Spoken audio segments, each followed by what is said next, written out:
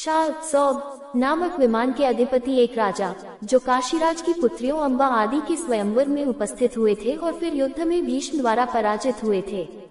दम्भोज के पुत्र तथा चेदी देश के राजा शिशुपाल के ये मित्र थे। जब शिशुपाल श्री कृष्ण द्वारा मारा गया, तब शाल ने श्री कृष्ण को मारने के लिए द्वारिका पर धावा बोला, किंतु वह स्वयं युद्ध में मारे गए। कृष्ण के द्वारा शिशुपाल के मारे जाने पर शाल ने द्वारिका पर आक्रमण कर दिया। श्री कृष्ण उन दिनों पांडवों के पास इंद्रप्रस्थ गए हुए थे। उद्धव, प्रद्युम्न, चारुदेशन तथा सात्यकी आदि ने बहुत समय तक शाल से युद्ध किया। शाल मायावी प्रयोगों में चतुर था। प्रद्युम्न बहुत अच्छा योद्धा था। दोनों घायल होकर भी युद्ध में लगे रहे। प्रद्युम्न उस पर कोई विषाक्त बाण छोड़ने वाला था। तभी देवताओं के भेजे हुए वायुदेव ने प्रद्युम्न को संदेश दिया कि उसकी मृत्यु श्री कृष्ण के हाथों होनी निश्चित है, अतः वह अपना बाण न छोड़े। प्रद्युम्न ने अपने बाण समेत लिए। शाल विमान में अपने नगर की ओर भाग गया। उसके पास आकाशचारी सोम विमान था, जिसमें रहकर वह युद्ध करता था। शाल शिशुपाल के मित्रों में से था।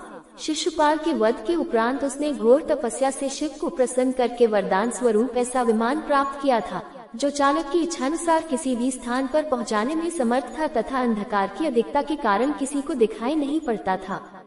वह यदुवंशियों के लिए त्रासक था। उस सोम वाहन का निर्माण मय दानव ने लोहे से किया था। शाल ने उस विमान पर अनेक सैनिकों को सवार करके द्वारिका पर चढ़ाई कर दी। वहां प्रद्युम्न से उसका घोर युद्ध हुआ। द्वारकावासी बहुत त्रस्त थे। उधर यज्ञ की समाप्ति पर अपशकुनों का अनुभव करते हुए कृष्ण और बलराम द्वारिका पहुँचे। बलराम को नगर की रक्षा का भार सौंपकर कृष्ण युद्ध क्षेत्र में पहुँचे।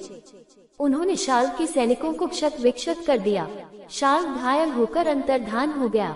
एक अपरिचित व्यक्ति ने उसका दौत्य कर्म संपन्न करते हुए कृष्ण से कहा कि शाल ने उनके पिता को कैद कर लिया है। कुछ क्षण तो कृष्ण उदास रहे, फिर अचानक विमान पर शाल को वसुदेव के साथ देख वे समझ गए कि यह सब शाल नहीं, माया मात्र है। उन्होंने सुदर्शन चक्र से शाल को मार डाला। विमान चूर चूर होकर समुद्र में गिर गया। शाल के वध और सोम विमान के नाश के उपरांत क्रमशः तदम्वक्त्र तथा विदुरक भी कृष्ण के हाथों मारे गए। 4. शाल मलेच्छों का राजा था। शल्य के वधोपरांत शाल ने पांडवों से युद्ध किया था। उसका हाथी अत्यंत बलशाली था।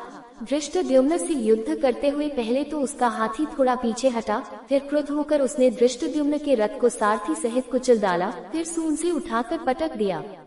उसका क्रोध देखकर ही धृष्टद्युम्न रथ से नीचे कूद गया तथा अपनी गदा उठाकर मारी, जिससे हाथी का मस्तक विदीर्ण हो गया। तभी सात्यकी ने एक तीखे मल से शाल का सिर काट दिया। 5. भीष्म से आज्ञा लेकर आई हुई अम्बा का इसने परित्याग किया। ये जरासंध का पक्षपाती और कृष्ण का विरोधी था। यादवों से शत्रुता के क्रम में इसने सौब विमान प्राप्त किया, प्रद्युम्न को युद्ध में हराया। शल्य के वधोपरांत शाल ने पांडवों से युद्ध किया था। उसका हाथी अत्यंत बलशाली था। धृष्टद्युम्न से युद्ध करते हुए पहले तो उसका हाथी थोड़ा पीछे हटा, फिर क्रुद्ध होकर उसने धृष्टद्युम्न के रथ को सारथी सहित कुचल डाला, फिर सूंड से उठाकर पटक दिया। उसका क्रोध देखकर ही धृष्टद्युम्न रथ से नीचे कूद गया तथा अपनी गदा उठाकर मारी, जिससे हाथी का मस्तक विदीर्ण हो गया। तभी सात्यकी ने एक तीखे मल से शाल का सिर काट दिया।